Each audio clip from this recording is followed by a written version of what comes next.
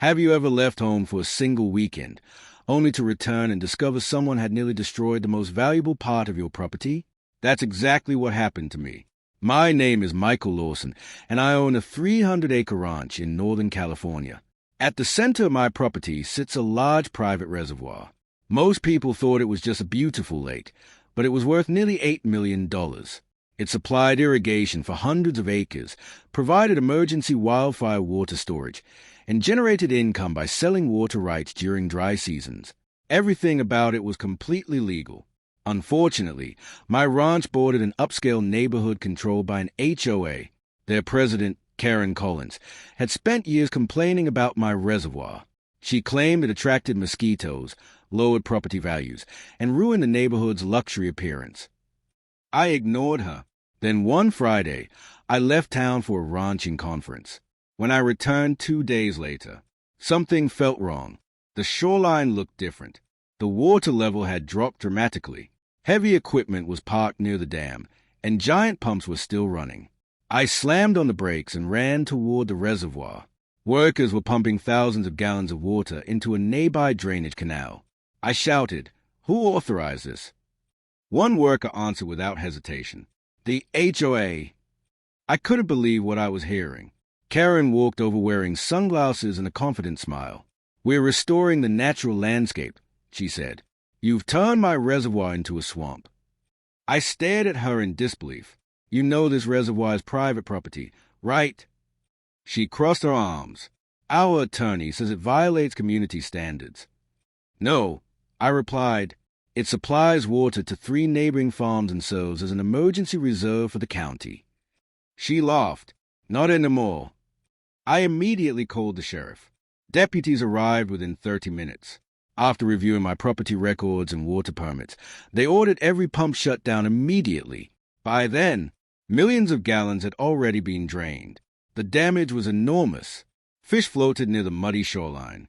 Boat docks rested on dry ground. Irrigation pumps could no longer reach the remaining water. The county water department arrived later that afternoon. Their engineers looked stunned. One official asked me a simple question. "Did you authorize any of this?" "Absolutely not." He turned toward Karen. "Then who did?" Karen confidently handed him a folder. "Our HOA approved the project."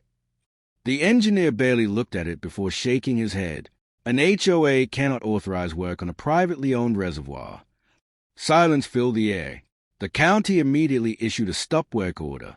Environmental investigators began collecting evidence. Biologists counted hundreds of dead fish. Engineers inspected the dam for structural damage. Surveyors documented the lowered water level. Everything pointed to one conclusion. The reservoir had been illegally altered. Within days, multiple lawsuits were filed.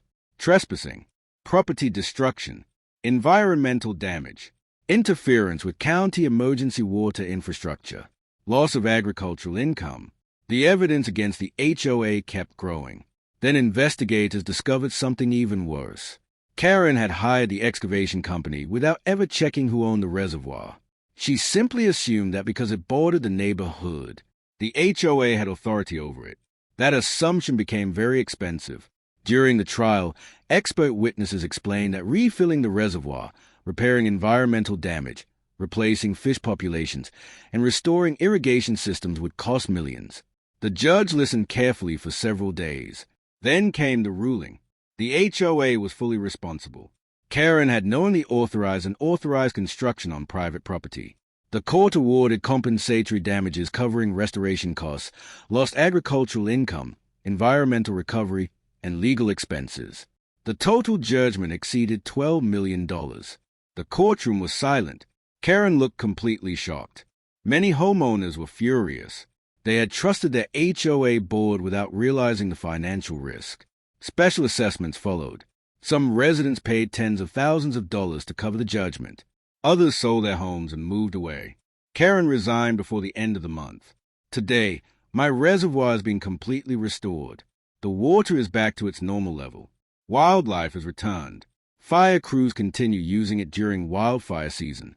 Every year, the county inspects the reservoir as part of its emergency response program. A new sign now stands beside the entrance. It reads, Private property. Emergency water reserve. Unauthorized access prohibited. Most people see a peaceful lake when they drive past.